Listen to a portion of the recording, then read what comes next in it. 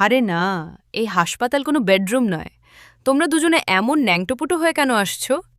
মনে হচ্ছে পাগলিটার মাথা খারাপ হয়ে গেছে।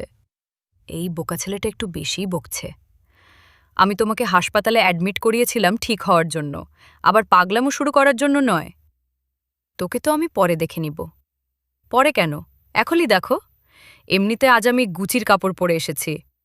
আর আপনি জানেন, আসার সময় এক মেয়ে বোসের ফ্যাশন দেখে বেহুশ হয়ে গেছে। দেখ তো ওর গুষ্টির তুষ্টি। ও কি সত্যিই কাপড় পরেছে?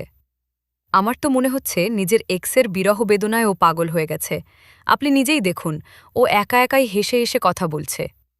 চুপ কর, আমার বাবুকে ক্যাপানো বন্ধ কর। এখন তুমি ঠিক আছো তো?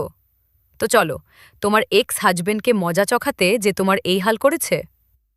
তো বন্ধুরা, আমি আপনাদের বলে দিই, আমার এক্স শ্বশুরবাড়ি আর হাজবেন্ড আমাকে ধোকা দিয়ে নিজের বাড়ি থেকেই বিদায় করে দিয়েছে।